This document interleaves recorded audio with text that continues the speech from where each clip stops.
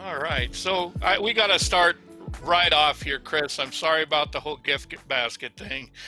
Justin cut a few corners, so I don't know what meter iron is. I know you wanted meteoric iron, and I know that half the pizzas were supposed to have extra garlic and half were supposed to have no garlic. So right now, he's picking off the garlic, the extra garlic, and putting it on some of the other ones so it balances out a little bit. But you'll get that gift basket, I'm sure. I'm sorry about that. Well, you know, I keep telling them it's important to our guests. It's important to us, right? It's not like I can't separate the green M&Ms myself. Yeah. Hey, well, hello everybody. Welcome to the Crow's Nest. Kind of getting off to a strange start, but and well, we messed up the gift basket again. Well, that's going to happen. We are Reaper, right? Hashtag not even close to being Reaper adjacent, at least. Yeah, at least this show takes the time to deal with gift baskets and treat their guests appropriately. I'm over here giggling my ass off. I'm gonna be honest, guys. Yeah, giggling. Guest bribes are always welcome. Can they hear you, Justin, or are you on mute? What do you mean? They can hear you. All right, so all right, cool. Hey, everybody. Guess who we have today? It's Chris Lewis. Hey, Chris Lewis. How are you doing? I'm doing well. Welcome to the show. Yeah, thanks for taking time out of your busy day working on the docks, building ships. Right. Laying plank, as they say. I wouldn't say that. I think that's a nautical term, isn't it? It is. So today I'm going to be back to the hippogriff. So that's what I need to do. I want to try to finish this up at some point this year. So this is sculpted. This is sculpted by Julie Guthrie, part of the Bones 5 Kickstarter, part of the Greek mythology. Yeah. So. Well, you have like 49 weeks to go if you want to get it done this year, so you don't have to move it with quite such blazing speed as you've been doing it. You could slow down a little bit. I could just paint one side and be done with it. Yeah, there you go. Just show this one side. That's what I hear. Rhonda says the man, the myth, the builder of ships. That's I don't think he can get all that on his name badge, but I'd say that's a good title. So we're going for at least 100 ship references during this show today. All right, Justin, you keep tally. He's not his ship, you know that. The ship is wonderful, but he's done so many other things. He's more than a ship. Absolutely. And he's not just full of ships. No, he's not. He's not. No, Chris, how many different places have you sculpted for that you can admit to? Or that you can reveal, I should say. That I can remember? Sure, that you can remember. Whatever, however it works best for you. You are the guest. About a dozen, I suppose. A dozen? Wow, that's quite a few. I'm familiar with your work for Reaper, of course, and for Talon Games. Yeah, Talon Games. Tomb Guardians, I know. Tomb Guardians, one I've been working with most recently. Yeah, the Dwarven one, I did a little bit for that's you and Bobby Jackson and one other great sculptor whose name escapes me at the moment. Gene. Gene had done some things, yes. The Van Holman. Yeah, well, you're working on a new thing for Tomb Guardians right now. I saw it in the update. Yeah, they've been showing some shots of a giant dark elf mage's tower. It's 10 levels, I think. Wow. Wow. Yeah, it got out of hand quite quickly. I didn't realize it was that extensive. Yeah, it's. I believe it's actually turning out to be larger than the ship. So Well, I sense a trend. hopefully you've got a lot of room in your basement to set all these things up. The As the basement ship has been pulls into cleaned the out. harbor, ruled over by the Dark Elf Castle, it's going to be a wonderful diorama. So yeah, I've been working on that. Right now, I'm rigging it up so that lights can be installed into it. Fantastic. Fantastic. Oh, That's Did you great. print off did you already print off? Did you already get a ship, or did you just print it off yourself? No, I'm still waiting for my ship along with everybody else. Okay. I think you're talking about the Elf's Tower. The tower? No, the tower. Okay. The only pieces of the tower have been printed for test purposes to make sure it fits together, and that went well. So moved forward to adding the lighting system. Well, you're So best known, obviously, lately with the folks on for your ship, and there's been a lot of talk about ships and a lot of jokes about ships. What's that? This is the little power and switch module for the lighting system for these tiny little lights.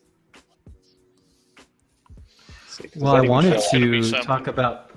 Yeah, I wanted to bring up all the other kick-ass things that you've sculpted. Oh, that's cool. You're gonna put that all in the tower? The lights flicker, yeah. So there'll be like wall torches that you can install these into, and glowing portals and all sorts of nonsense. Tremendous. I like to make things complicated. Yeah, and totally. that's a future Kickstarter for Tomb Guardians, is that correct? Yeah, I think he's shooting for spring. Very good. Well, I'll have to keep my eye open for that one. So there's there's going to be an entire dark elf city and dwarf ruin tunnels, mines, basically. So it'll be all sorts of screwed up there. Hundreds of pieces. Will that be an STL? Yeah, is that an STL Kickstarter? Yeah, it'll be a print it your damn self Kickstarter, but he will also be offering packages where he will print them and ship them as well, I believe. Wow. And then there'll be a key to how to get the lights to put in it, probably. The lights will definitely be optional because those little buggers they add up quickly. I think the just the little power module there, I think $15 a piece. So if you really want to light this thing up, it's going to be expensive. So just doing it as an option for people down the road if they want to. Not as in you have to pay this much to get this kit. It sounds absolutely wonderful.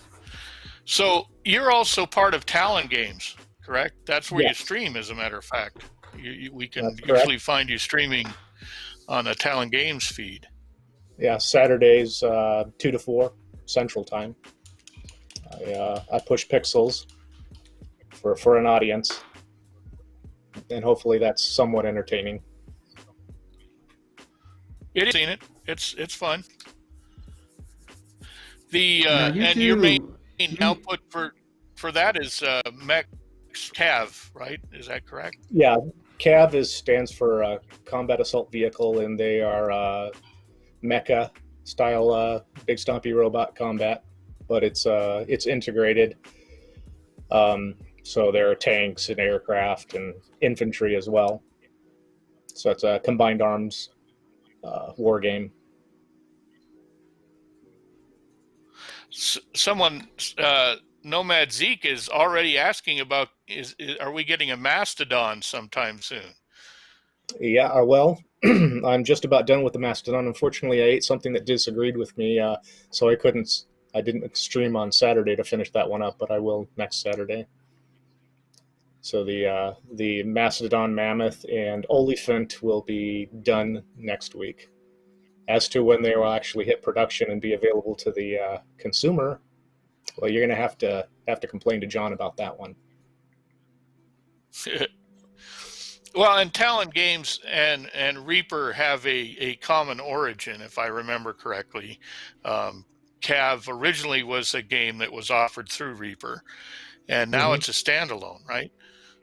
It was originally a Reaper product, and John was actually one of the people who worked on the original Cav with Ed Pugh, and eventually a lot of things happened, I'm sure, but John took it over, and Reaper wasn't doing anything with it, so John made an agreement and took it over, and it's been a Talon Games product since then. Well, I know it's still got a lot of fans. John, what was that, Proctor? How did you get involved with John at that point? That is well, it's purely coincidence. I was working for I think it was FanPro at the time, working on BattleTech, mm-hmm. And a friend through that introduced me to John Walker, and John had me start doing stuff for I think it was Rogue Legion, or no, it was Cry Havoc. And I was just doing illustration work, same I was doing for BattleTech. And eventually John sent me some software called Rhino 3D, which is 3D modeling software. And he says, hey, learn this. This is going to be the future. And it was like, okay. So I started sculpting in 3D back then, and eventually found out about ZBrush a good number of years later, and it's been that ever since. Now you do it, and I forgive me because I'm not a 3D sculptor, obviously, but you utilize Photoshop in a different way than the other sculptors do with ZBrush. Or can you explain that process? Because I'm doing a horrible job doing it. So I can do a horrible job explaining it? Sure, I'll take that weight off your shoulders. Yeah, no, you did. Yeah, please. Well, I use in sculpting, they have what can be called a height map, or a bump map, or a displacement map. They're all essentially mean the same thing, where you take an image, and this will generally be a black and white image, and the values on that image will tell whether things are bumped out or pushed in. There's a 50% gray, which means don't change anything, up to 100% black, which carves into the model, and pure white bumps out of the model. So I'll make these grayscale maps to bump textures in and out of the model, so I can literally paint in Photoshop, illustrate in Photoshop, and just slap those on top of a model through what's called UV unwrapping, which UV is a coordinate system which assigns particular points on the model to particular points on a flat piece of art. And it's a whole lot of math that unfortunately I don't have to go into because the software handles that nonsense. And well, essentially it's a topographical map, right? Yeah, well, sort of. I mean, Proctor, imagine if you took that wing off that hippogriff and you were able to lay it out perfectly flat and paint on it that way. And then you'd be able to wrap that up back onto the model afterwards. That's basically what's going on. Oh, wow. So you're sculpting the form. The shading actually indicates the depth and the height. Right. Okay. Cool. So yeah, you have the form, which is made up of polygons, and that gets unwrapped onto a flat surface. I export that into Photoshop as a kind of a reference map, paint on it, put it back in ZBrush, and that wraps it around the model again, and I apply the texture. And so was this just a technique you learned by yourself, or were you following somebody else's lead here? Well, it's how video games and movies are done. All the color and texture information on models is done through this system. So I took that and adapted it for actual physical modeling, or the object produced isn't just a projection on a screen or on a computer. It's actual physical model that you hold in your hand. So I know I'm not the first one to do it, but there were no guides on how to do it for miniatures. So I like to think that I pioneered it. But considering that I don't know anybody who's adopted it, probably not much of a pioneering. It's a little technical, I guess. You gave us a little tutorial, I think, back in the day, and after you did that, I tried it, and it's an extremely compelling way to sculpt. At the time, I was still struggling with the other aspects, the more organic style aspects of ZBrush. Mm-hmm. So, well, you were coming from the perspective of having done things physically by hand for so long, and you're trying to get those techniques translated into a digital medium. So there's an additional layer Yeah. of nonsense that you have to go through that I didn't have to worry about because I come from an illustration background. Well, I'm essentially just a trained ape that's pushing buttons when it comes right down to it. But well, aren't we all? Well, I don't know. I have no idea. I wouldn't want to say that about anybody else. It is a great technique. I really like it, and I do have some understanding of it. I just haven't managed to incorporate it yet. Well, it does force one you of to those think things on my list. Yeah, I can't be forced to think. I barely can think. I barely can remember my name from day to day.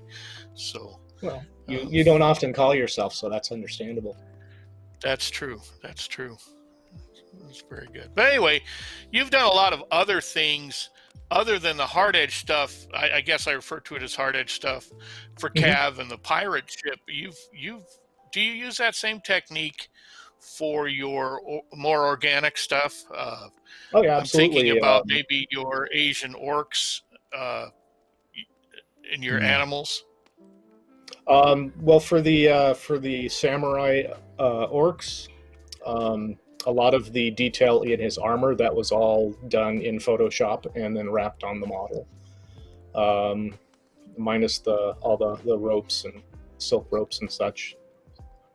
So yeah, a lot of that was done in Photoshop. I mean, when I'm practicing techniques, I will do things needlessly just to complicate my life, just so I can learn them. And then later I figure out, okay, what's the best method to use for this or that. So I don't do it quite as much as I used to, because I used to try and figure out everything I could possibly use it for, which cost me a lot of time, but I learned a lot. But like the snake soldiers, I guess they're not quite Nagas because they're all reptilian. Right. Whatever they are, all the scales on those were done in Photoshop. Well, and the previous Kickstarter. Yeah, from the previous Kickstarter, my two favorite things that you did was Baba Yaga's hut, obviously. That thing was just a great piece. And you did the King Cobra as well, correct? Yes, and both of those were done. All the texture was done entirely in Photoshop. The Baba Yaga's hut is actually where I learned developed most of the techniques for it, because it was a lot of fun to figure out how to do all those layers so you could see into the rafters of the roof and into the studs of the house, and then the slats on top of that, and then the shingles on top of that, and then the damage on top of that. So that was a lot of work and a lot of fun to figure out. And the chicken legs, those were also done in Photoshop. So all those scales on the chicken leg were done in Photoshop. That's crazy. And there is a lot of detail on the Baba Yaga's hut with all the roof tiles as painting them. I knew basically kind of theory-wise what you did. So as I'm painting them, and it took me a long freaking time to paint them, I was trying to find your pattern. Does that make sense? I was looking for it, and I could never find it. And you did a great job hiding it. Rid of the patterns. Yeah. Well, I didn't use any. Where does this pattern start? Right. I didn't make a section and then copy and paste it across, so there should be absolutely no pattern. It's all chaos. Yeah. But I did copy the individual tiles and just sort of rotate them and skew them here and there. But the mildew effect that you got on those tiles is absolutely wonderful. Oh, thanks. Yeah, it's always amazing to see the things painted.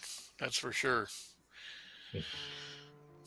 Hey, I wanted to ask, and we've asked this to most of our guests for the first time, is a little bit of origin story. So let's take you back to the little Chris Lewis years. When I was bit by a radioactive spider? Whatever where you want to go with it. But, what got you into this? What got you in not only to sculpting, and it sounds like you did video games and whatnot, just the whole genre of things as well.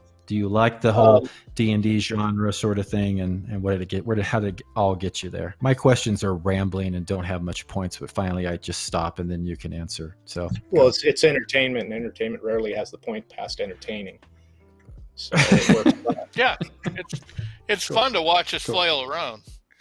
Well, I'm sure it's this way for most artists, in that my progression was just an ending of one point and the beginning of another, and it was just a series of things that just pushed me in a strange direction that I never saw, because I had never thought of sculpting when I was young. I was never interested in it. I mean, we did it in art class, and it never spoke to me, as pretentious artists would say. But I liked illustration. I liked comic books, and I liked role playing. Started with chainmail and D&D, of course, and always liked to draw all the characters, not just my character, but my friends' characters. And so illustration is where I started. That's what I really wanted to do when I became an adult someday. And so I did actually work in comic books for a number of years. I worked as an assistant inker to a man named Art T. Bear. And I worked on The Adventures of Superman, The Uncanny X-Men, Jim Lee's X-Men, a lot of cool king titles back in the early 90s, when comic books went into the crapper. So before I was ready to try and get my own titles, I was already out of work. So I transitioned them into something that I also loved, which was tabletop games. So I worked for a number of small RPGs and such until I got an in with FASA, although it was when FASA took a dump and was picked up by FanPro, I believe, and started working on BattleTech and Shadowrun, still doing illustration. And then, of course, John comes along and he says, here, take this and do it. And when that big man tells you to do something, generally speaking, you do it. Yeah. And, I started sculpting digitally. And eventually the industry figured out that was a good way to go, and I got work doing that. And since then, I haven't done much of any illustration other than what I do in Photoshop to sculpt. So that's have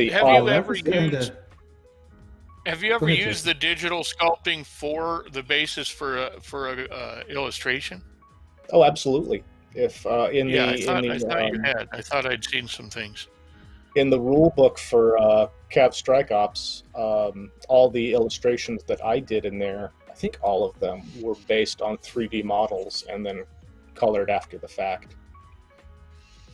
So the unwrapping, the UV unwrapping techniques that I used translated very well into those, because I could just throw a pattern of, say, scratches and damage onto it, and then render those out in a metallic color so you could see damage coming through the paint job of the machine.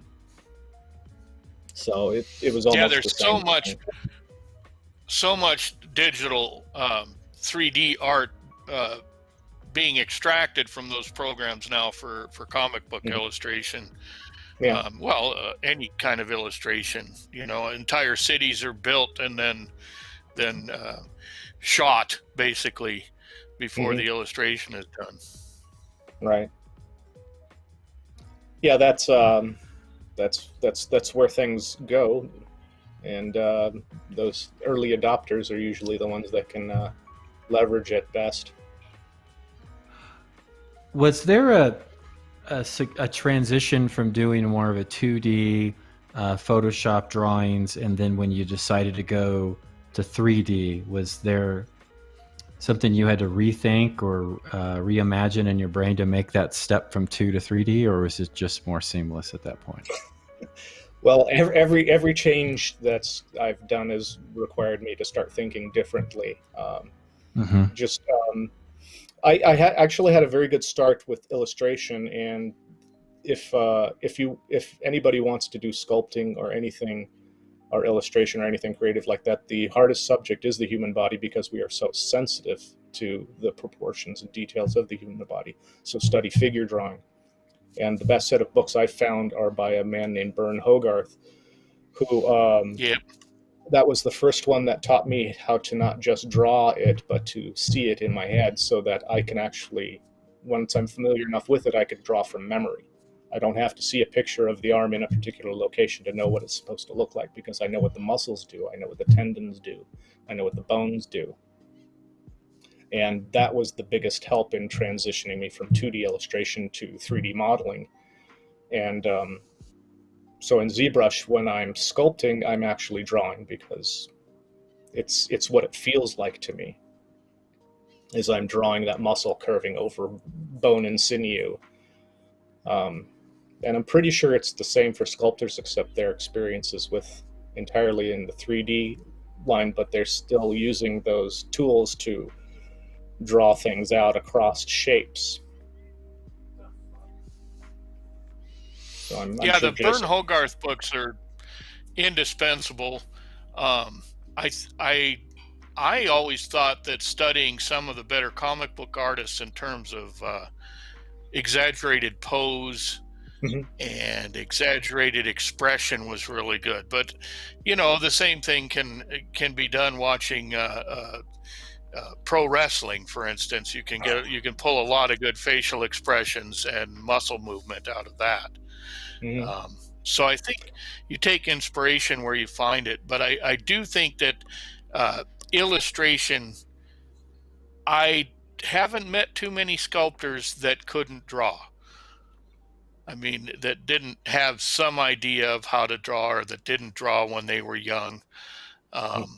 So I do think, I'd reinforce what you just said, that's an incredible, valuable thing to do, is just pencil and paper and learn anatomy. Because there's no substitute for it. Yeah, and when it comes to, even you can use the anatomy of humans, it's the same as the anatomy of animals. Muscle, bone, tendons, they work the same way. They might be in different configurations, but they work the same way. And once you understand how it works in a human being, it's much easier to look at an animal and figure out how those muscles translate to that animal stature, and by extension, monsters. Yeah. Most of the muscle groups are the same. I mean, there's obviously different emphasis on muscle groups, but right. And there's also very little good anatomical things that you can learn from nature, like the inside of limbs are where you're least protected. Those things on the outside tend to be more protected, and you can use that kind of information to help inform your art as well, because you're going to have more major blood vessels where you're less protected. And so you use that kind of knowledge to create your monster, and your monsters become more believable because they're based on something that's actually real, even if it doesn't look like it's real. Well, that informs a painter as well. I mean, the belly areas and the inside of limb areas are generally lighter on almost and almost you also everything. learn where there's more subcutaneous fat, the colors work differently than when it's up closer to bone, or when there's muscle. There's different luminosities, and there's the modeling of the skin, and that kind of learning to paint luminosity is probably pretty important for a painter. Sure. I tried to throw it to you there, Michael. Yeah, we were waiting. He didn't. I fumbled it. Yeah, I fumbled it. Went right over his head. No, it is, and it's always Michael's interesting. A nature boy, though. I mean, he's just a nature boy.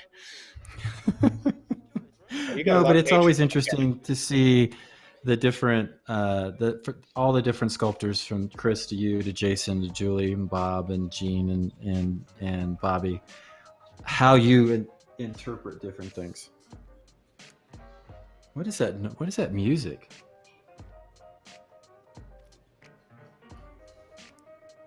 I assume Justin has left it on. That would be Chill Hop Essentials Michael. That's crazy. we've got a background track. It just started blasting in my ear out of the blue. I couldn't, because it sounded like it was to my right, and I'm like, is that my phone? Yeah, I don't know where it was. Anyway, so what am I trying to say? Sides, but yeah. Oh my god, this is awful. Michael, when you paint monsters, do you use things like temperature regions and underpainting to bring that kind of layered glow to figures? I do. I really try to, especially depending, of course, what it is.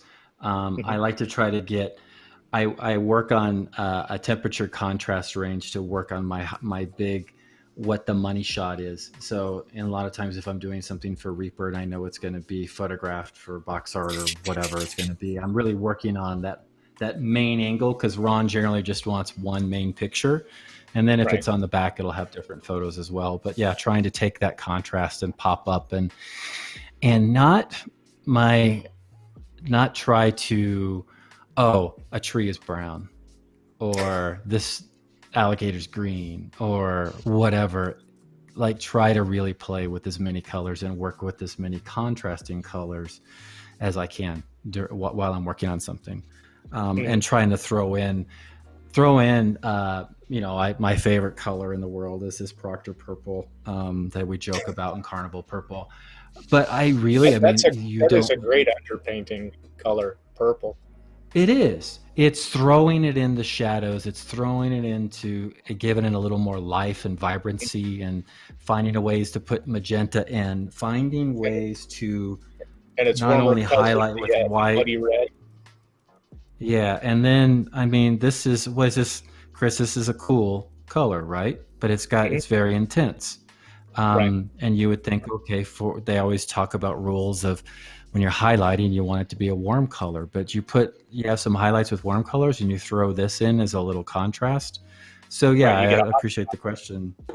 Yeah, boom, and that's really what we're kind of looking for. Now I know I've seen you've been playing around with ZBrush and with Photoshop, and you've been kind of painting your sculpts.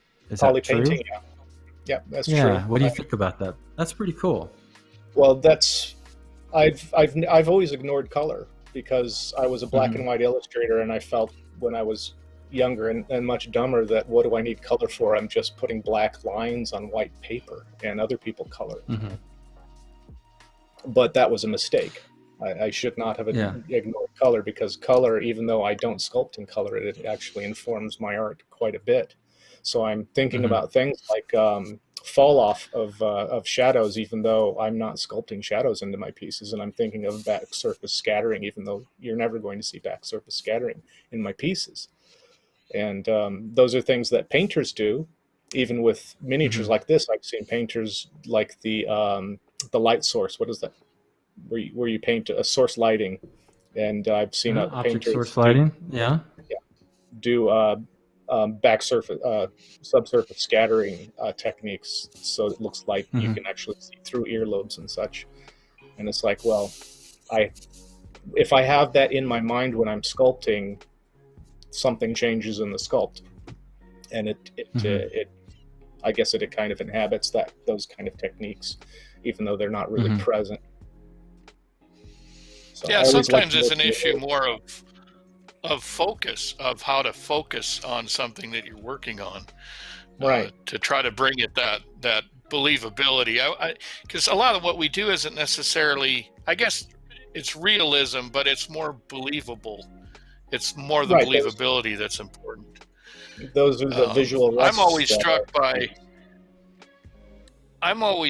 by our jobs, painters and sculptors. One of the things that we all do, whether we can articulate it or not, is we all really stretch to see past our original concepts that are stuck in our heads of what something looks like. I'm looking the feathers, and your concept in your brain of a feather is something totally different than what it is. So a lot of times you have to abandon your initial thing. It just hit me when Michael was talking about a brown tree. There are very few trees that are actually brown. But when we were kids, that was a crayon we all grabbed to color a tree.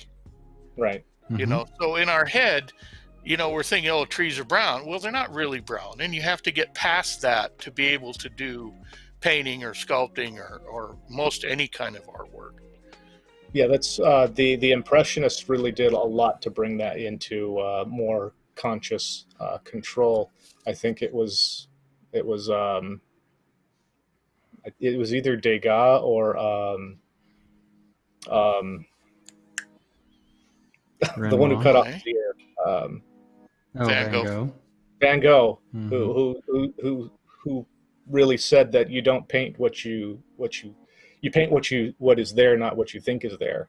And Right. it was all about rendering. You're not painting each individual leaf. You're painting these clumps with these variations that resemble leaves.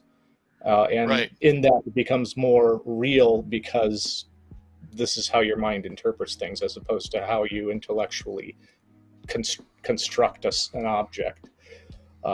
So there's the old masters really knew their shit. In other words, Yeah. so Yes, you, they you did. take these weird things that they say, like Degas would say that this is beautiful, but it has that touch of ugliness without which nothing works.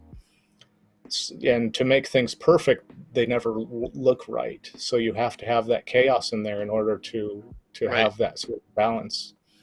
And Well, that's why they call them the old masters, right? I mean, the name fits. Yeah. Yeah, the things that I ignored from my teachers when I was young definitely came back to bite me. You just weren't ready to hear them at the time. Now you're. Well, now yeah, you're, obviously. Now you I thought I can knew hear everything them. when I was 20. So yeah, it's like people that look at the very last things Picasso did and said, "Oh, my kid could do that." That's like, yeah, your kid might be able to do that, sure. But look at the entire body of work and see the evolution and see the study that was involved in getting to that point. Mm-hmm. That was the mastery part. Yeah. Well, even in those things that people think that anybody can do, it's like, well, you can't even see it. So how can you do it if you can't see it? That's a good point. The best you can do is copy what's already been done. But if you're going to be a visionary and do something different, you have to learn how to see. Yeah, especially for well, not especially, but in miniature art, that's very, very important.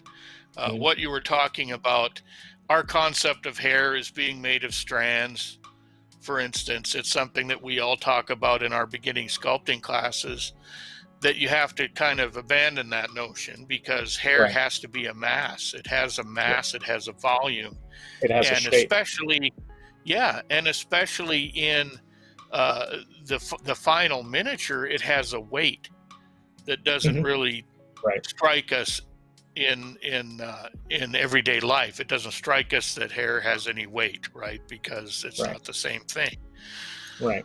But if it's made in metal or plastic, then it has weight. It's funny that you guys say that. You talk about hair as in volumes and shapes and not just the individual strands. I think as a painter, especially when you're starting out, you tend to paint hair as the strands of the hair. And it's only later when you go, I need to block this out into its volumes and shapes, and then I can fine tune it in. And so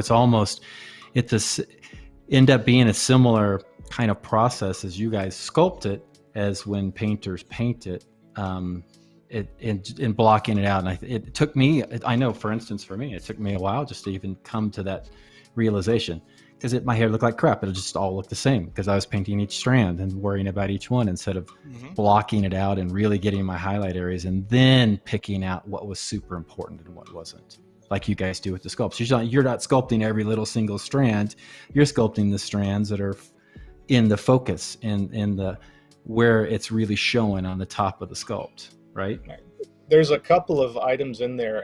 One of them is visual rest, which is the idea that you don't draw, you don't sculpt, you don't paint everything in its finest detail you can.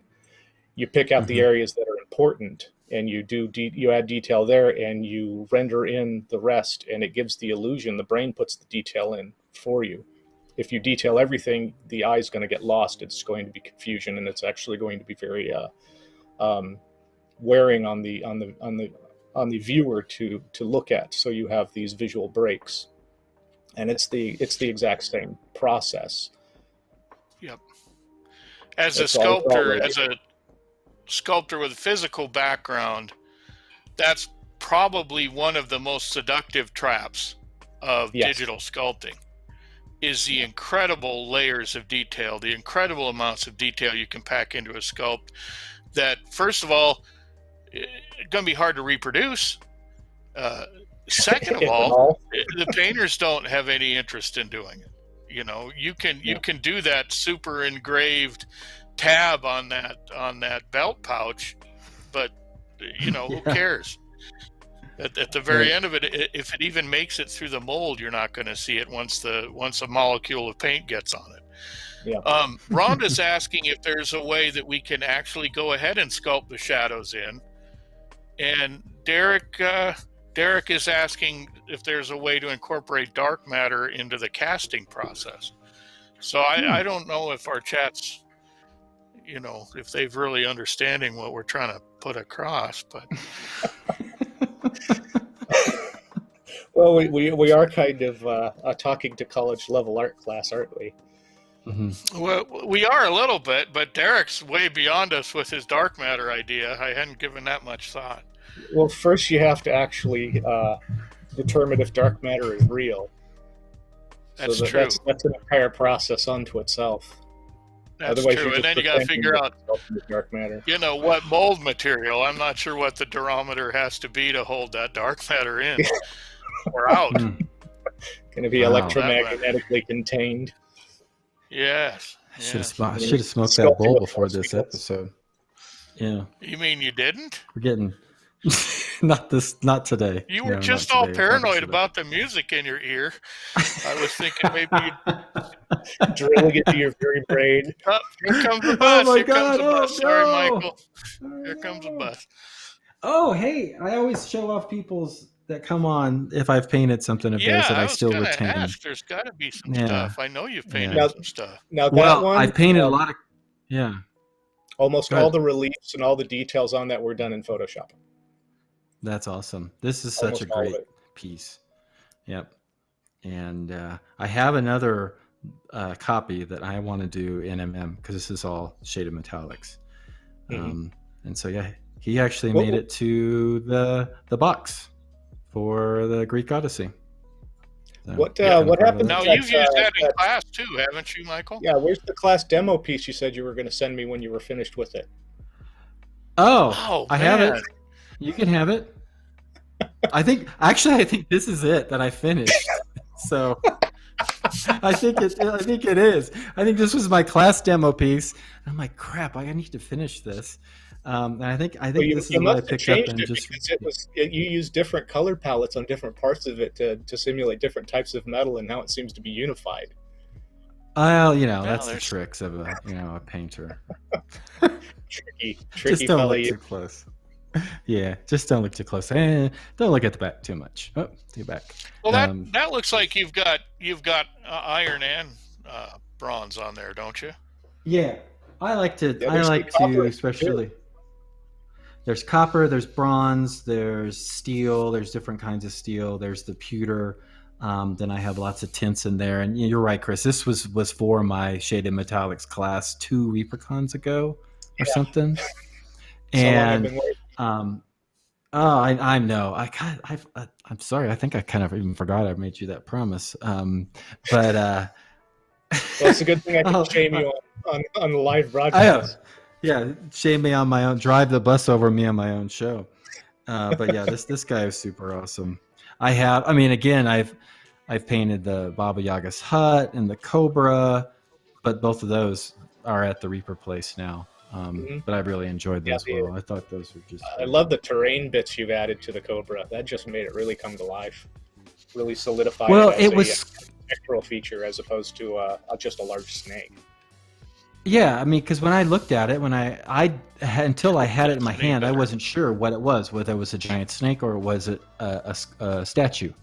But then when I saw the GMI, I'm like, well, it has to be, right? So it just made it. I wanted it to be incorporated into the scene itself. Yeah, all that distressing was so great, and the little chips and how it's gone in, and I wanted to have some little critters around it, like they had burrowed into the parts of the statue and stuff like that. So that's maybe for a later point.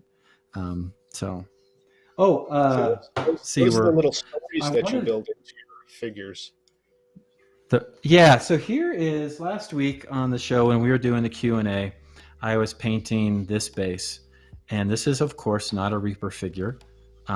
This is a Wolfen from the Confrontation, Rackham Miniatures, who they're now out of business. So I finished painting it up and based him up and put a lot of plants and everything on, and then in the back, I normally like to do a little Easter egg in the back, and this was another Rackham figure. It's Sylvan Anime, I think it was called. And I just made a little scene with it. Yeah, sword-wielding dryad kind of creature of goodness. Is that bark or fungus there behind him? I mean, the actual It is bark. This is all bark, like 3 or 4 pieces that I assembled together, and this is their fungus that I made from foliage. And then, of course, I tried to tie in all the greens and everything to make it like he is coming out of the scene. I got a little work to do on the bottom. He's the light source there, correct? Yeah, kind of. Yeah, he is the light source, but he is also emanating from the wall. Right. He's emerging from it. So in theory, where it is glowing, other versions of him could be popping out. You don't know, right? That's a potential. And I like how you tied in the spots of blue down through the purple and the mustard yellow down there in the corner. That's a nice that brings the eye around. Well, again, yeah, and it's like when you're sculpting, a lot of times when I'm painting or creating bases or whatever, I try to have some kind of triangle going on with the highlights and shadows, and whether it's in the base or what have you, and even when I'm doing the composition. Playing with your golden ratio? Yeah, and blocking in with my trees, even kind of framing him around and this in the back. When you're doing your individual sculpt, are you thinking of that at all? Are you able to think of that much? Absolutely. When I didn't originally, because I don't think I really understood the process outside of illustration. And in illustration, there's used techniques to frame in items even if they have no frame. So you use a lot of terrain features and things that aren't part of the scene but are in the world to frame and to draw the attention to that spot. And it's the same thing with sculpting for me. I come from comic books, and I don't like pinups, because pinups are just single objects that are just pretty. They don't have any meaning to me. So I like to have a story in mind, even if it's a real simple, dumb story. When I sculpt, I like to imagine that character in an actual scene, in an actual world, and I try and bring that across. That allows me to add other things in that make sense for that character and for that scene, to give it more character. That's cool. But again, just like you paint, this is the money shot. That's the same way I sculpt. This is the angle. This is the beauty angle that most people are going to naturally want to hold it, and that entire scene, even if it's just an individual character, becomes a composition. And then I try and draw it around the figure as I can, if I can, so that it looks nice from any angle, but it's always that one angle that gets the most attention. And you and Jason talked about this a little bit, but in areas that you want less interest, or you kind of dumbing down the sculpt, for lack of a better term? Excuse me? Well, it's a visual rest. It gives the eye a chance to it's a kind of a palette cleanser. It's not always focusing on this detail, because if you're focusing on details, you're not seeing the figure. So you have detail like in the face to draw you to the face, but the things around it are less detailed, so your eye's not constantly zipping across to those things. It's allowed to view the beauty of the face, and the brain fills in the rest. So then you go down to another area that's away from the face where you want to have detail. There's a hand that's holding a weapon. Oh, this person's dangerous. So the eye goes drifts down there and then can focus on that without being distracted by all the little bits around it. So the visual rests are just those little blocked out areas between the areas of focus. You and like, you don't want to. Go ahead. Go ahead, Jason. No, go for it. Well, what Chris was saying, a lot of it, there's a flow to a piece, and very often you don't want to. You'll get a piece of concept art, and you can see that there's something blocking a certain flow line, and you'll need to change that because otherwise the sculpt looks interrupted. So if there's a strong line of the arm holding onto the weapon, like you said, and there's, say, an arrow case slung over the back that breaks that line, it's not as visually pleasing as it would be if you take that arrow case and move it to a different spot on the miniature. Absolutely. So Izzy does all the great concept art for Reaper, and I'm sure you've gotten some Izzy concept art pieces to sculpt off of. But with your background, you're too. Oh yeah, it's true. With some of the, but with your 2D background, you will sculpt off of your own ideas, right? Do you like that more so? Do you feel that flows with you more? Does sculpting from concept art, do you have to make it in your own vision first, and then does that? It's merely bumbling with the question. It's not that one is better than the other. It's merely a different approach, and I like using different approaches. So working off of Izzy's arts is wonderful because Izzy makes a lot of the decisions for me, and I don't have to think about those things. I can think more about the production and incorporating everything and making it flow around a 3D surface. And then there's the downside of that is the decision-making process is Izzy always adds more in than is needed.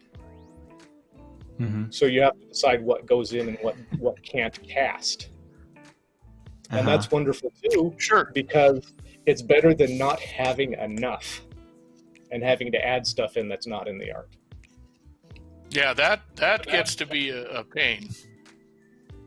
So when I do it myself, everything is in my brain, and that has its appeals also. It's not just simply a matter of it being more mine, I suppose. It's more that there is more experimentation that I can do. I can bring a lot more into it that I normally might not have that opportunity to. And quite often, I will get an idea in my head that I just have to get out, and I can't do anything until it is out. And if you have concept art, you can't do that. So I guess you can kind of use that as a palate cleanser. You've been working on these things for so long, you need to do something different. Yep. So it's not that it's any better, it's just different. Yeah. I mean, if you're painting an entire army, there are pros to painting it all in one go, because you have the speed, you have the consistency, but you need to take a break from that every once in a while and do something else. Otherwise, you get snowblind, and then you might be repeating things that are bad. Those folks that can sit down and paint a whole army, I commend them, because there is no way in hell I can do that. I get too bored too quickly. Sometimes I have trouble just finishing a full-blown figure. I'll take breaks in one of my pieces that I'm really trying to put in 110% into, that maybe it might be a competition piece. I will put in 20-30 hours, and I'll just have to walk away from it for a while, do something else. That was kind of how this Wolfen popped up. I'm working on another project just for myself, and then once I get that away or get separated from it from a little while, then I come back to it with fresh eyes and not feel so overwhelmed by all the little details, And then a lot of times,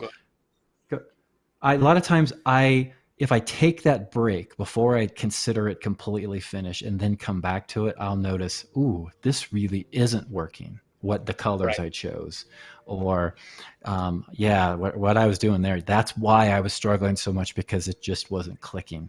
And it kind of, you can see it with fresh eyes going, why the hell did I make that decision? And how do I back out of it? Are there any methods that you use to spot problem areas, Michael? Oh, the number one thing is take a picture. Take a picture with your phone and blow it up, because you guys see this. When you see something in real life, you see it a certain way, and you get used to seeing it. The camera is not a 100% documentation of what reality is, or what your reality is through your eyes. It's more of a 100% documentation of what reality is, but your eyes see things differently. It's good to see it from that other perspective. I will also, and we've talked about this a bunch, is you have your core group of 2 or 3 people, my paint pals, for instance, that I shoot off stuff to. Hey, take a look at this. Oh yeah, you really screwed that up. You need to fix that, or whatever. Or maybe, yeah, I thought that I had a good contrast here, but in reality, when I share it with somebody else, they're like, no, you need to push it even more. I thought I was there, but I'm not there, kind of thing. And it's good. And it's also good to see, maybe it's a figure that other people have already painted a bunch. I will look at see what other people have done, if it's a figure that's out there that's not a brand new release or whatever, and they painted. But I kind of go back and forth whether I don't want to be blinded by what they've done and only make those choices. But so I will wait until I painted a while, and then I'm like, what did other people do? Oh yeah, and then see some other ideas, and try to incorporate them at that time. Did you add something, Jason? A couple of quick questions from the chat. Someone asked, how important is sanding a miniature? Astra Hellhound. How important is sanding a miniature, and what tool grit would you use? Wow. So sanding. So I'm assuming a resin figure, or even a metal figure. I use 600 to 800 grit sandpaper that it's black. And I'll use that for the fine. I'll use nice files, diamond tip files. Yeah. It's a wet dry kind of sandpaper. Do I have it in front of me? But no, I use these diamond files to really get most of what I need. And then I will use a super fine grit 600 to 800 sandpaper where I can get it in those areas. But as you know, with these little miniatures, there's going to be a lot of folds, a lot of areas where you can't get a file in and you can't get sandpaper in. So clear gloss varnish is a nice little trick. If you got some mold line in there or some pitting, say it's a metal figure, and the cast has come out and such that there's going to be pitting. It's really hard these days to get a metal figure just completely smooth, straight cast. A coat of brush-on sealer or high gloss sealer, one of the two. I like the high gloss sealer. It's a little bit thicker. The Reaper makes both of these. And they're great just to kind of coat. Now, it will take just in the area of the problem, or the whole miniature? Just in the area of the problem. You want to be cognizant not to lose any important details, like that belt buckle that Chris has spent 4 hours sculpting, that tiny little belt buckle that nobody can ever paint because it's so tiny. But you don't ever, you want to put it in just where the little pits are, or it's great for hiding mold lines. Or say you've got a metal figure or even a resin figure, you've had to join the pieces together, or even a bones figure, then maybe it doesn't fit all that great. Here's another little trick, is the gloss on sealer. Let it kind of pool in there. It forms a nice little smooth surface over, and it'll make it easier to hide all those little problems. So these are good little tricks. Gloss on sealer is probably the best. Yeah. So that's a fun little thing. Then we have a question from our very own Reaper John for Chris. Have you checked out the newest update with thick skin and contrast brushes, as well as the contrast slider in deformation? The short answer is no. I wasn't even aware those were out. Yeah, it really depends on how quickly you update. I haven't had a chance to even look at those yet. I've heard some good things, and I fully intend to have a look. But I'm still trying to pound out the miniatures I got to sell.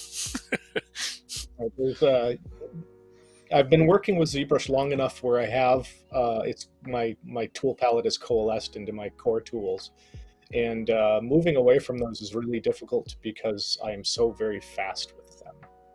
So I really need to block out more time where I can experiment with new features to see if they can even make it into my workflow. But I haven't updated to the most recent version, and I was unaware of those tools, so I'm afraid I just have not played with them yet. Yeah, Valandar says thick skin lets you do things like engraving with a constant depth, even if you cross over a previous path. So whether or not that's even something that would be in your workflow, I'm not sure. Well, yeah, but Trash says that thick skin makes you take more jokes. Yeah, but I like Trash's comment because and if you have thicker skin, then the bus won't hurt you when it runs over you. That's true. Go ahead, Chris. I just had to get my funny quip in before you talk. The idea that engraving at a uniform thickness is not terribly important with miniatures because you're never going to see that much detail in it anyway. So if you have a little pit, thank you, that's a perfect shade. If you have a little pit that's in a line, it's not going to be noticed. It's the surface of that engraving that's going to be more important. So I'm probably not going to need an additional tool to do that. And where it is important, I usually use Photoshop anyway. So yeah, I look forward to using that tool, but I just off those descriptions, I don't see it being useful for me. Yeah. So I don't know how much experience. Well, very much like Photoshop, ZBrush has way more tools than most of us are going to use on a day-to-day basis. And since you can create, and there's so many different ways. Yeah, there's so many different ways to arrive at a similar result. I really appreciate the updates. I love playing around with that stuff, but it is sometimes hard as a production sculptor to incorporate, as quick as they do those updates, to incorporate the new stuff. Mm-hmm. So, Chris, you mentioned that you were inker doing comic books. You did some big names comic books, which I never even knew of. Kind of quickly referenced that you might have been considering doing your own comic book at one point. Is that still is that a dream of yours? Is that a goal? Is that maybe a little sideline project for one day? It's neither a dream nor a goal anymore because I've moved so far out of that, and the comic book industry today is, especially in the States, is so messed up. If I were living in France or Spain, I'd be all over comic books, but comic books in America are virtually dead. So there's no there's no passion for you just to do one on your own just because you're interested in just to do artwork on my own. Yeah, I'd always love to do that as well. But just having the time and the subject matter and the drive to do it. Okay. Sculpting, I really don't consider myself a master at sculpting to any degree. So I spend most of my time trying to become better and more fluent at that than anything else. So I guess it really doesn't. What's something that you feel like you need to work on? Like, there's always things within painting that I'm like, I need to get better at this. I mean, what's, full confession, open up your soul. I mean, what's something you like, I wish I was better at doing these things, or this is what I'm working on. This is probably a universal one for miniature sculptors, is I want to be better at doing hands. We don't get an opportunity to do hands because hands are these tiny little nubs that just are on the ends of arms and holding things, so you just barely render in where knuckles and between fingers are, so we don't really get to concentrate on hands. So I know I'm weak. It's also one of the biggest things that we have to compromise on for production. Right. If we have to make, for instance, a weapon haft that's too thick, you have to make that hand still wrap around it. So very often, if you actually were to measure how long the fingers are from the front to the back going around the radius of a weapon haft, you'd find out that a lot of our fingers are twice as long as they should be. But can literally strangle yourself. we can do that because you are only looking at any given point. You're only looking from one angle, so it's going to look right from all the angles. We also have to make thicker fingers and broader gestures in order to be cast and in order to read well. So again, that's one of those things. I completely agree. My bugaboo is feet. Same thing. And it's because of that particular weakness is I enjoy the larger pieces because I'm no longer able to hide behind doing crappy hands. I actually have to look in there and drill down deeper into how the hand is constructed. So I guess I enjoy that kind of torture. Or you just sculpt a ship, just a random ship. Well, the ship was another pain that I enjoyed. I did a lot of research on how ships are actually constructed back in those eras to build that. So it wasn't just this is what a ship looks like. I went in and looked at how do the boards lap together? How does the decking beams come together? How is the crow's nest actually constructed? How do all the ropes connect? And there's a lot of disciplines on board a ship. It is crazy. People who build scale replica model ships, the museum quality ones, my hat's off to them because they see a lot that I can't even wrap my head around. I can't wait to see the fully rigged version of that ship. Well, that's I think with actual rope rigging, that's going to be an amazing piece. Michael's going to do that. As a matter of fact, I think for the box, Michael is going to do all the rigging, hand knotted, the whole thing. I am not doing the box art on that. That's Daryl. Daryl is the one doing. But you were going to do the rigging, I thought.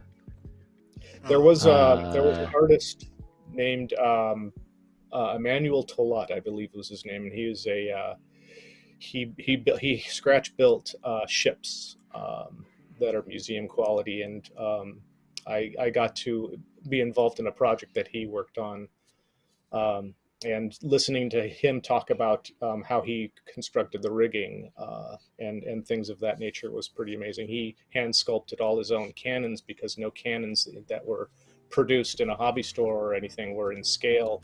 He would create his own rigging sometimes out of human hair because the thread is just too thick and it wasn't in scale. So the crazy amount of detail that he put into his ships, I tried to remember the things that he talked about and sort of approach them, even though there's no way I can get there with a casted product. But it allowed. So is there a human hair upgrade that's going to be available for the rigging the ship? Is that what you're saying? You'd have to talk to Ron about that. Yeah. Ron? You gotta have the long. Yeah. Yes. Production decisions are determined by Reaper, not by the artists. Oh, that's true. That's true. So well, I really enjoyed the ship, but the figureheads you did for that were really wonderful. I mean, I like the whole ship, but when I saw the figureheads, I thought, man, that's really some art going to work for the cause there.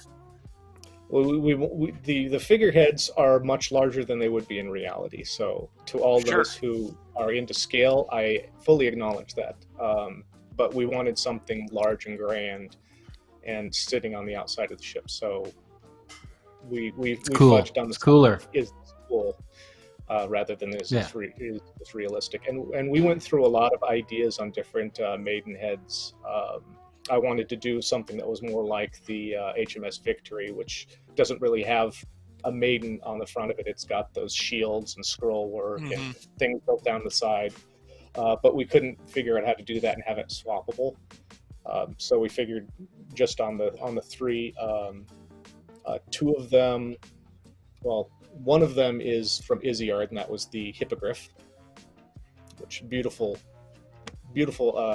reference that Izzy provided for that, and the other two were my own creations, Death and the Pirate Maiden. Although Izzy reminded me a lot of classic. You could put them on a classic car as hood ornaments. They really have that feel to me. You think they're large enough? I don't know if they're large enough, but it is digital, right? So I just call you up and say, hey, I need it.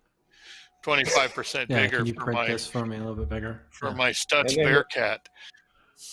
And you could have it lost cast in bronze. Absolutely. I really enjoyed those figureheads. I thought they were wonderful. Thank you. I hope they reproduce as well as they do in my head. Well, That's there's How no did you way we sculpt- can know that now, is there? Yeah. Well, there's You what artist. you see in your head is You the final artist. figure. Then there's what you actually have in your hand, and sometimes there's a bridge Right. between the two that you have to leap Right. over. Yeah, that's true. Well, we like them from out here. I wouldn't want to guess how they look in there. No. Well, it's just that plus more, I guess. It's just all the details and how things work and flow. What details actually were reproducible and which ones fell off, and hope that none of it turned to mud.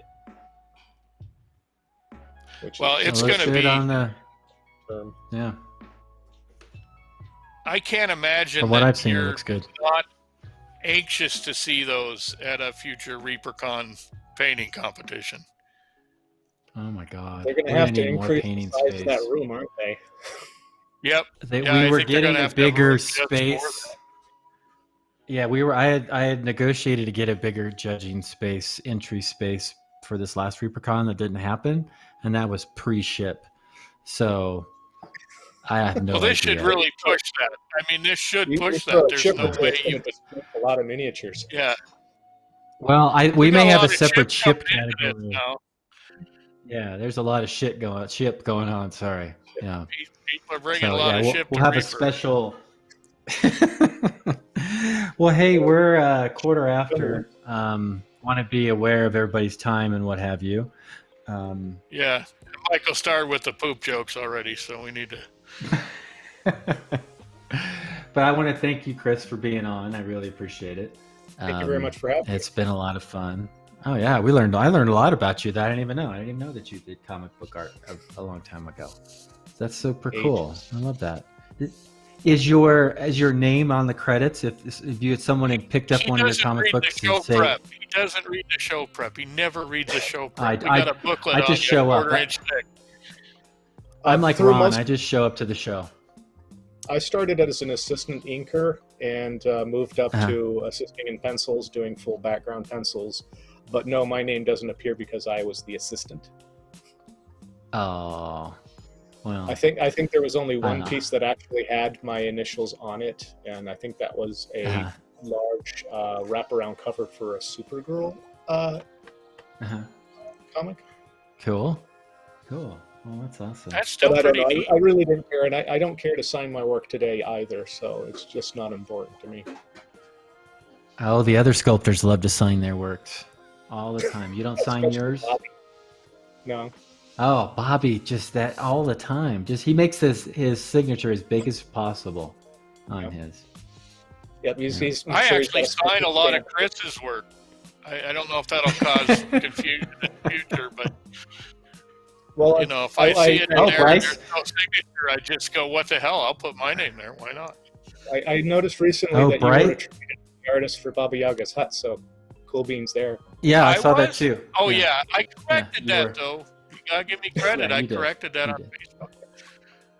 You did. You needn't bother. Yeah. If my work can be mistaken for Jason Weeby, I've had much worse insults in my life, so that I Oh, don't Thank that's you sweet. for that. I think. I don't mind Yeah. that No, at all. it was a wonderful piece. That was a wonderful piece, and my only part of that was the little witch herself on her butter churn. Mm-hmm.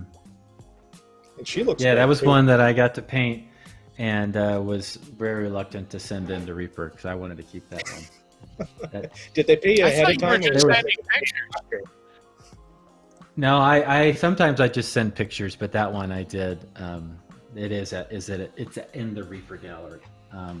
There were so many freaking tiles and the boards, and if anybody that has that piece, look at the windows and the way you did the cracks on the windows. That was great. Because you couldn't just have a cracked pane, and because it's solid behind it, it was nice. It was neat how you did it, and it really lended well for a painter to then try to make the panes look like they're frosted and colored. And that was nice. Instead of just, making it a straight unbroken window. Of course it would need to be broken. But yeah, it was really cool. I thought you did such a great job doing that. Thank you. So when are you going to start? Bryce, I'm not. I asked for the ship, but Aron told me that Daryl's doing the ship. So really, if I get a ship, I'll do a ship. But I think Daryl's I'm really anxious to see how people interpret the glow in the dark ship with paint on. I want to see how those turn out. Right. I think that would be cool. Yeah. Are they just going to leave it alone? And because it's going to glow in the dark, it's pretty cool. Right. Or I would get my airbrush out, get my inks out, thin them down, and I would try to add some nice tinting. Out area so the glowing is really impactful. Yeah, and knock it back, but not totally take it away, which would be a little bit of an experiment process to see how that really affects it. You only got one ship unless you got a lot of money and you bought a bunch of them. Somehow model the sides so that parts show through more glowing than other and really break up the surface. I'm looking forward to in a glowing ship. Yeah. I want to see somebody actually put it on a board and create a water effect with it and have it rolling through the waves and actually have waves and have sea monsters coming out at it and have just this big, huge, epic battle scene with the ship involved and what are they battling? Maybe two ships. I'm looking forward to that. I think that'd be cool. Yeah. I was told by somebody that they plan on actually taking all the cannons and drilling them out and having little lights installed in them and a smoke maker so the cannons can fire. We'll see if that happens. That'd be cool. You remember as a kid you get those pop guns? So you bend over to look or they have the little. That'd be great. Oh yeah, that'd be cool. That'd be cool. Or the little pop cap things. Judges will be running around with an eye patch. Oh, that'd be great. Yeah. All sorts of craziness that's possible. Yeah, well, Rhonda, stop making up painting category ideas. It's the last thing. And you know what? You can make up all the ones you want. You're judging them. How about that, Rhonda? So thanks for that. The craziest pirate ship. Yeah, or like we need a special glow in the dark section for the painting contest entries. Rhonda, you're right. It's going to have to be in a booth, isn't it? So that you can block out the light. Yeah. Well, Rhonda, you'll have to judge it at 2 a.m. When it's completely dark in the room. When no one else is there. When all the power is out. Exactly. So, all right, we're getting 20 minutes after the hour. I wanted to say thanks again to Chris and fantastic guests. Bryce wants you to have you on again. I do too. I think it'd be great. There's a lot of things that we didn't get to today. That was on the show notes that you wrote up. Yeah. Well, that was Jason's fault. What's that? How's that bus? We didn't have enough lead time. Oh yeah. Oh, hey, I wanted to talk a little bit about RVE. Justin, are you on to confirm some times for me? Yes. The Crow's Nest. The Crow's Nest is going to be doing 2 special panels. So on Friday of what day is that, Justin? The 3rd or the 5th? Pulling it up here. All right. Well, on Friday, and we'll get the date and time. Friday is the Crow's Nest is going to be doing Friday the 5th. Do we know what time? Yeah, I'm pulling up the spreadsheet now. Okay. And Jason and I are going to be doing it, mainly Jason, but I'll be adding some nice color and driving the bus over. We'll be doing a sculpting panel. So we'll have some sculptors on talking about there.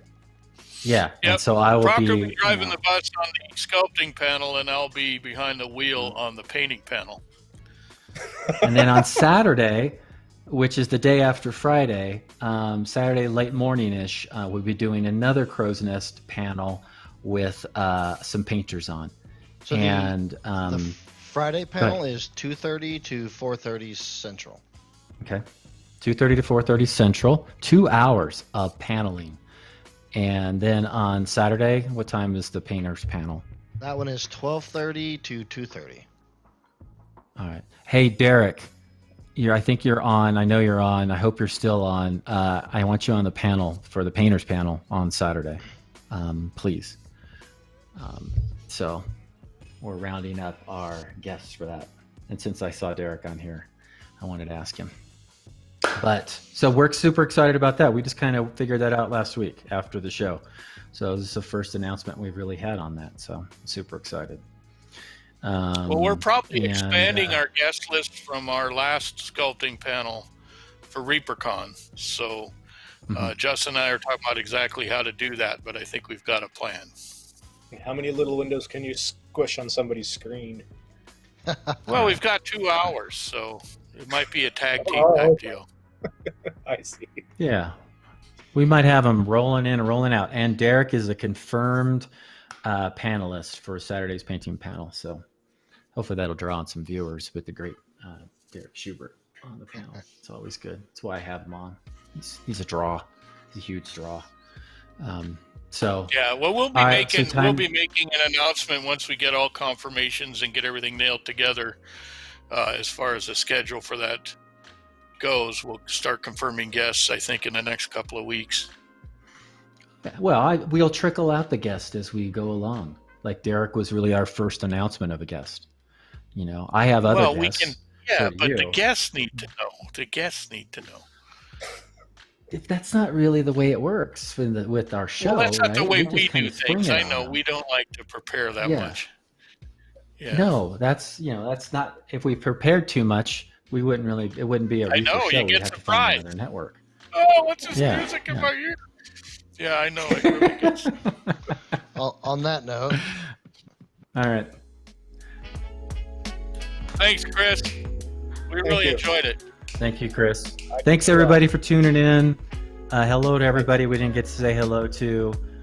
Had a fantastic time. Glad you could join us. I think we're close to 100 people at one point. So thanks for... Thank you. Oh, Thank next you.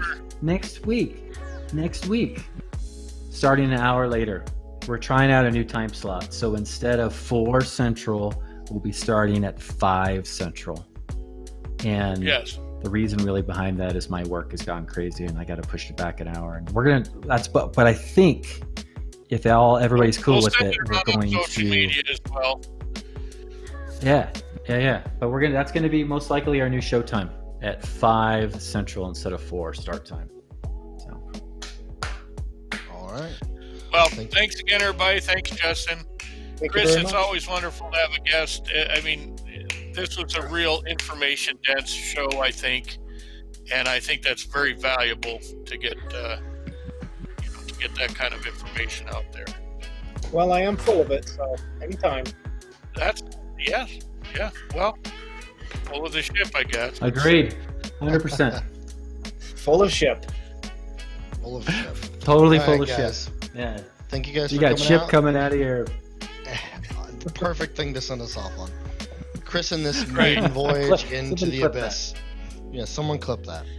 All right, guys. Thank you very much. Have a great rest of your day, and we'll see you tomorrow morning. Wait for him, guys. Wait for him.